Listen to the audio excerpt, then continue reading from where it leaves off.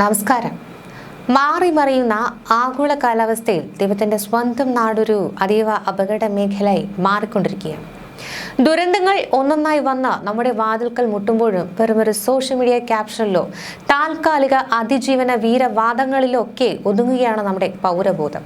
ദുരന്തങ്ങളിൽ നിന്ന് പാഠങ്ങൾ പഠിക്കാൻ നമ്മൾ മടിക്കുമ്പോൾ ഇതങ്ങ് 5000 മൈൽ അകലെ ഇംഗ്ലണ്ടിലെ പ്രശസ്തമായ റീഡിംഗ് സർവകലാശാലയിൽ നിന്ന് കേരളത്തിനായുള്ള ഒരു നിർണായക മുന്നറിയിപ്പ് പുറത്തു വന്നിരിക്കുകയാണ്. കേരളം കണ്ട മഹാപ്രളയം നടന്നിട്ട് 8 വർഷങ്ങൾ പിന്നിട്ടു.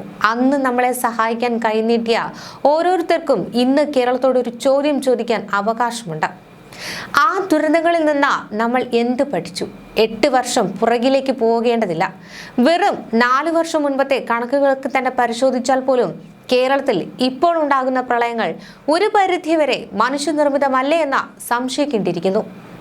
ചുരുങ്ങിയ പക്ഷം ഇംഗ്ലണ്ടിലെ റീഡിംഗ് സർവകലാശാലയിലെ കാലാവസ്ഥാ വിദഗ്ധൻ ഡോക്ടർ അക്ഷയ് ദേവറസിന്റെ വാക്കുകൾ കടമെടുത്താൽ ഇതൊരു കടുത്ത യാഥാർത്ഥ്യമാണ്. കേരളത്തെ മുഖ്യ പ്രളയങ്ങളെയും മാറിമറിയുന്ന കാലാവസ്ഥയും കുറിച്ച് നമ്മുടെ സംസ്ഥാനത്തിനുള്ളിൽ കാര്യമായ പഠനങ്ങൾ നടന്നിട്ടുണ്ടോ എന്നത് ചോദ്യചിഹ്നമാണ്. എന്നാൽ UK-യിലെയും അമേരിക്കയിലെയും പ്രമുഖ സർവകലാശാലകൾ കേരളത്തെക്കുറിച്ച് ഗൗരവമേറിയ നിരവധി പഠനങ്ങളാണ് ഇതിനകം നടത്തിയിട്ടുള്ളത്. ഈ ശാസ്ത്രീയ പഠന റിപ്പോർട്ടുകളിൽ പലതും പഠനം നടത്തിയവർ തന്നെ കേരള സർക്കാരിന്റെ ശ്രദ്ധയിൽപ്പെടുത്തിയിരിക്കാനുള്ള സാധ്യതയും വളരെ കൂടുതലാണ്. എന്നിട്ടും എന്തുകൊണ്ടാണ് ഈ മുന്നറിയിപ്പുകൾ അവഗണിക്കപ്പെടുന്നത്? UK-യിലെ റീഡിംഗ് യൂണിവേഴ്സിറ്റിയുടെ പഠനമനുസരിച്ച് ഇന്ത്യയിൽ ഹ്യൂമിഡ് ഹീറ്റ് അഥവാ ഈർപ്പമുള്ള ചൂട് ഏറ്റവും കൂടുതൽ ബാധിക്കുന്നത് കേരളത്തെയാണ്. അന്തരീക്ഷത്തിലെ ഉയർന്ന ഈർപ്പവും ചെറിയ ചൂടിനെ പോലും മാരകമാക്കുന്നുണ്ട്. ഈ ശാസ്ത്രീയ മുന്നറിയിപ്പുകൾ സർക്കാർ ജനങ്ങളിൽ എത്തിക്കുന്നില്ല എന്ന ആക്ഷേപം ശക്തമാണ്. അന്തരീക്ഷത്തിൽ ഈർപ്പം കൂടുമ്പോൾ വിയർപ്പ് ആവിയാകാതെ ശരീരത്തെ തണുപ്പിക്കാനുള്ള കഴിവ് നഷ്ടപ്പെടുന്നു. ഇത് ഹൃദയത്തിൽ വലിയ സമ്മർദ്ദം ചെലുത്തുകയും ഹൃദയാഘാത സാധ്യത വർദ്ധിപ്പിക്കുകയും ചെയ്യുന്നുണ്ട്. ഈ മാരകമായ അവസ്ഥയെക്കുറിച്ചുള്ള മുന്നറിയിപ്പുകൾ അവഗണിച്ച് ഇലക്ഷൻ പ്രചാരണങ്ങൾ നടന്നത് വലിയ ആരോഗ്യ പ്രതിസന്ധിക്കൊക്കെ തന്നെ കാരണമായിട്ടുണ്ട്. ഈ ഗുരുതര സാഹചര്യം മാധ്യമങ്ങൾ പോലും വേണ്ടത്ര ഗൗരവത്തിലെടുത്തില്ല. റീഡിംഗ് യൂണിവേഴ്സിറ്റിയുടെ കണ്ടെത്തലുകൾ പ്രകാരം കഴിഞ്ഞ 80 വർഷത്തിനിടെ കേരളത്തിന്റെ കാലാവസ്ഥയിൽ വലിയ മാറ്റമാണ് ഉണ്ടായത്. ഈ വർഷം ഏപ്രിലിൽ ഉഷ്ണതരംഗ മുന്നറിയിപ്പുകൾ നിലനിൽക്കുകയായിരുന്നു. ഈ പ്രളയ സാധ്യതയെക്കുറിച്ചുള്ള പഠനങ്ങളൊക്കെ തന്നെ പുറത്തു വന്നത്. കേരളത്തിൽ കാർബൺ ഉദ്വമനം കൂടുന്നത് ചൂട് വർദ്ധിപ്പിക്കുന്നു. കൂടാതെ പകൽ മാത്രമല്ല രാത്രിയും ചൂട് കുറയാത്ത ഒരു അവസ്ഥയുമുണ്ട്. ഈ കാലാവസ്ഥാ വ്യതിയാനം കാരണം AC-യുടെയൊക്കെ വിൽപ്പന റെക്കോർഡ് തലത്തിലാണ് വർദ്ധിച്ചത്. ക്ലൈമറ്റ് ഡൈനാമിക്സ് ജേണലിൽ പ്രസിദ്ധീകരിച്ച പഠനം അനുസരിച്ച് മൺസൂൺ കാലത്തെ കടുത്ത ചൂടിന് കാരണം തെക്കു പടിഞ്ഞാറൻ കാറ്റാണ്. ഈ പഠന റിപ്പോർട്ടുകൾ വരുംകാല പ്രളയങ്ങളെ നേരിടാൻ ഭരണകൂടം ഉപയോഗിക്കണം. മഴക്കാലത്ത് ടൂറിസം മേഖല തകരുകയും പ്രവാസികൾ ഉൾപ്പെടെയുള്ളവർ ദുരിതത്തിലാവുകയും ചെയ്യുന്നത് സമ്പദ് വ്യവസ്ഥയ്ക്ക് വലിയ ആഘാതമാണ്. ഇനി നമ്മൾ മനസ്സിലാക്കേണ്ടത് കേവലം താപനിലയിലെ വർധനവ് മാത്രമല്ല നമ്മളെ അപകടത്തിലാക്കുന്നത് എന്നാണ്. UK-യിലെ റീഡിംഗ് യൂണിവേഴ്സിറ്റിയുടെ പഠനത്തിൽ വെച്ച് ബൾബ് താപനില എന്ന ശാസ്ത്രീയ മാനദണ്ഡത്തെക്കുറിച്ചാണ് വ്യക്തമാക്കുന്നത്. സാധാരണ തെർമോമീറ്റർ കാണിക്കുന്ന ചൂടല്ല ഇത്. അന്തരീക്ഷത്തിലെ ഈർപ്പവും ചൂടും ഒത്തുചേരുമ്പോൾ മനുഷ്യ ശരീരത്തിന് യഥാർത്ഥത്തിൽ അനുഭവപ്പെടുന്ന ചൂടിന്റെ തീവ്രതയാണിത്. ശാസ്ത്രലോകം വ്യക്തമാക്കുന്നതിനനുസരിച്ച് വെച്ച് ബൾബ് താപനില 35 ഡിഗ്രി സെൽഷ്യസിന് മുകളിലേക്ക് ഉയർന്നാൽ എത്ര ശക്തനായ മനുഷ്യനാണെങ്കിലും തുറസായ സ്ഥലങ്ങളിൽ അധിക സമയം അതിജീവിക്കാൻ കഴിയില്ല. കാരണം ആ അവസ്ഥയിൽ മനുഷ്യ ശരീരത്തിലെ ആന്തരികാവയവങ്ങൾ ഒന്നൊന്നായി പണിമുടക്കാൻ തുടങ്ങും. കേരളത്തിന്റെ തീരദേശ ജില്ലകളിൽ മൺസൂൺ മഴ മാറി നിൽക്കുന്ന ഘട്ടങ്ങളിൽ ഈ വെച്ച് ബൾബ് താപനില അപകടകരമായ രീതിയിൽ ഉയരുന്നുണ്ടെന്നാണ് ഡോക്ടർ അക്ഷയ് ദേവറസിന്റെ പഠനം അടിവരയിടുന്നത്. എന്നാൽ ഈ മാരക പ്രതിഭാസത്തെക്കുറിച്ച് നമ്മുടെ ആരോഗ്യ വകുപ്പോ ദുരന്ത നിവാരണ അതോറിറ്റിയോ ജനങ്ങൾക്ക് യാതൊരുവിധ ബോധവൽക്കരണവും നൽകുന്നില്ല. ഈ പഠന റിപ്പോർട്ട് ഉയർത്തുന്ന മറ്റൊരു വലിയ ആശങ്ക രാത്രികാലങ്ങളിൽ അന്തരീക്ഷ താപനില താഴുന്നില്ല എന്നതാണ്. പകലത്തെ കൊടും ചൂടിന് ശേഷം രാത്രിയാകുമ്പോൾ പ്രകൃതി തണുക്കുകയാണ് പതിവ്. എന്നാൽ കേരളത്തിലെ നഗരങ്ങളിൽ കോൺക്രീറ്റ് കെട്ടിടങ്ങളുടെ ആധിക്യം കൊണ്ടും ഹരിത മേഖലകൾ കുറഞ്ഞതുകൊണ്ടും പകൽ സംഭരിക്കപ്പെടുന്ന ചൂട് രാത്രിയിൽ അന്തരീക്ഷത്തിലേക്കാണ് തങ്ങി നിൽക്കുന്നത്. ഇതിനെയാണ് ശാസ്ത്രജ്ഞർ അർബൻ ഹീറ്റ് ഐലൻഡ് ഇഫക്റ്റ് എന്ന് വിളിക്കുന്നത്. രാത്രിയിൽ താപനില കുറയാതിരിക്കുമ്പോൾ മനുഷ്യ ശരീരത്തിന് ആവശ്യമായ വിശ്രമമോ ഉറക്കമോ ലഭിക്കുന്നില്ല. ഇത് രക്തസമ്മർദ്ദം ഉയർത്താനും ഉറക്കത്തിൽ പോലും ഹൃദയാഘാതം ഉണ്ടാകാനുമുള്ള സാധ്യത വർദ്ധിപ്പിക്കുന്നു. വയോധികരും കുട്ടികളും ഹൃദ്രോഗികളും ഒക്കെയാണ് ഇതിന്റെ പ്രധാന ഇരകൾ. പ്രകൃതി അതിന്റെ തണുപ്പ് കൈവിടുമ്പോൾ നമ്മുടെ വീടുകളിൽ നമ്മൾ എത്ര സുരക്ഷിതരാണെന്ന് അവകാശപ്പെട്ടാലും നിശബ്ദനായ ഒരു കൊലയാളിയെ പോലെ ഈ ഹ്യൂമൻ ഹീറ്റ് നമ്മളെ വേട്ടയാടുകയാണ്. ഈ ദുരന്തങ്ങളൊക്കെ ഇതിന് വരുമ്പോൾ മാത്രം റൂം ഫോർ റിവർ പദ്ധതിയെക്കുറിച്ചും വിദേശ മാതൃകകളെക്കുറിച്ചും ഒക്കെ പ്രസംഗിക്കുന്ന നമ്മുടെ ഭരണാധികാരികൾ ഈ റിപ്പോർട്ടിലെ ഏറ്റവും പ്രധാനപ്പെട്ട വശം കാണാതെ പോകരുത്.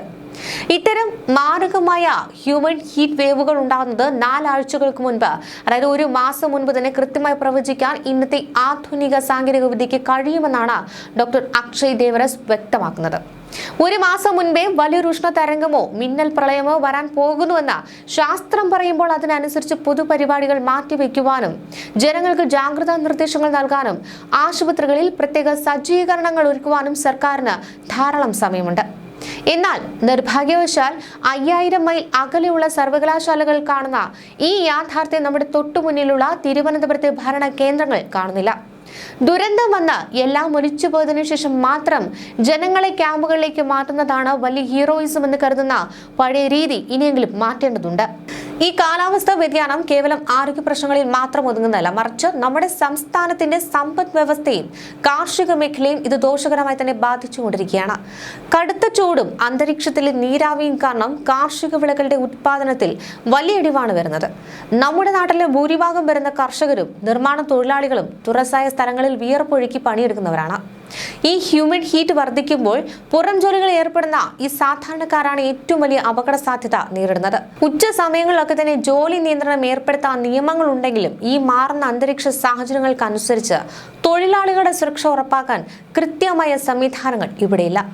കാലാവസ്ഥാ വ്യതിയാനത്തിന്റെ യഥാർത്ഥ ഇരകൾ ഇപ്പോഴും സമൂഹത്തിലെ താഴ്ത്തട്ടിലുള്ള പാവപ്പെട്ട മനുഷ്യരാണെന്ന കപട യാഥാർത്ഥ്യം നമ്മൾ തിരിച്ചറിയണം. ഒരു കാലത്ത് കേരളത്തിന്റെ അഭിമാനമായിരുന്ന മൺസൂൺ ടൂറിസം ഇന്ന് വെറുമൊരു ഓർമ്മയായി മാറുകയാണ്. ജൂലൈ ഓഗസ്റ്റ് മാസങ്ങളിൽ നാട്ടിലെത്തി അവധി ആഘോഷിക്കാൻ ആഗ്രഹിക്കുന്ന UK മലയാളികൾ ഉൾപ്പെടെയുള്ള പ്രവാസികളൊക്കെ തന്നെ വലിയ ആശങ്കയിലാണ്. ലക്ഷക്കണക്കിന് രൂപ ചെലവഴിച്ച് നാട്ടിലെത്തുമ്പോൾ പ്രളയത്തിലും കൊടും ചൂടിലും പെട്ട് വീടുകൾക്കുള്ളിൽ തന്നെ കഴിയേണ്ടി വരുന്ന അവസ്ഥയാണ് അവർക്കുള്ളത്. വിനോദസഞ്ചാര മേഖലയെ മാത്രം ആശ്രയിച്ച് ജീവിക്കുന്ന 10000കണക്കിന് കുടുംബങ്ങൾക്ക് 2018 പ്രളയത്തിന് ശേഷം ഇനിയും പൂർണ്ണമായി കരകയറാൻ കഴിഞ്ഞിട്ടില്ല. അതിനിടയിലാണ് ശാസ്ത്രീയമായ യാതൊരു മുൻകരുതലുകളും ഇല്ലാതെ ഓരോ വർഷവും മിന്നൽ പ്രളയങ്ങൾ ആവർത്തിക്കുന്നത്.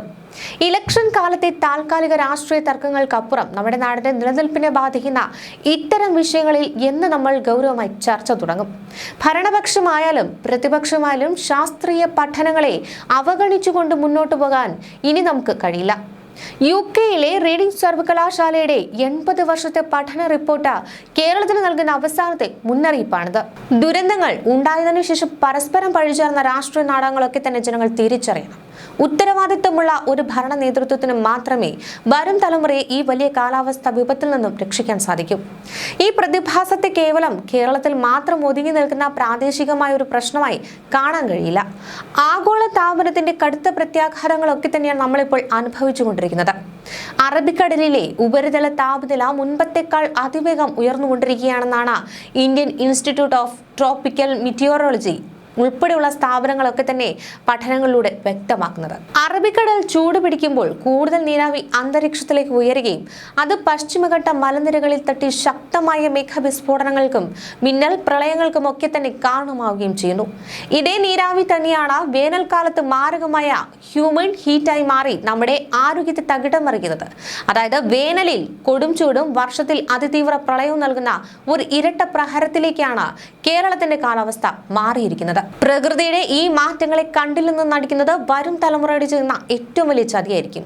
ഭരണകൂടങ്ങളെയും രാഷ്ട്രീയക്കാരെയും മാത്രം കുറ്റം പറഞ്ഞതുകൊണ്ട് ഒന്നും തന്നെ ഈ പ്രതിസന്ധിക്ക് പരിഹാരമാകില്ല. പൗരന്മാരായ നമ്മുടെ ഭാഗത്തു നിന്നും ഗൗരവമേറിയ ഒരു പുനർവിചിന്തനം ഉണ്ടാകേണ്ട ഒരു സമയമൊക്കെ അതിക്രമിച്ചു. വിദേശ രാജ്യങ്ങളിൽ കാലാവസ്ഥാ വ്യതിയാനങ്ങൾ ഉണ്ടാകുമ്പോൾ ജനങ്ങൾ തെരുവിലിറങ്ങുകയും സർക്കാരുകളെ കൊണ്ട് ഹരിത നയങ്ങൾ നടപ്പിലാക്കുകയും ചെയ്യാറുണ്ട്. എന്നാൽ നിർഭാഗ്യവശാൽ നമ്മുടെ നാട്ടിൽ ഇത്തരം ശാസ്ത്രീയമായ ചർച്ചകൾക്ക് പൊതുസമൂഹത്തിൽ വലിയ പിന്തുണ ലഭിക്കാറില്ല. നമ്മുടെ നഗരങ്ങളിലെ പച്ചപ്പ് നിലനിർത്താനും വാഹനപ്പെരുപ്പം കുറയ്ക്കാനും കാർബൺ പുറന്തള്ളൽ നിയന്ത്രിക്കാനും നമ്മൾ വ്യക്തിപരമായി എന്ത് ചെയ്യുന്നു എന്ന ചോദ്യമൊക്കെ തന്നെ ഓരോ മലയാളിയും സ്വയം ചോദിക്കണം.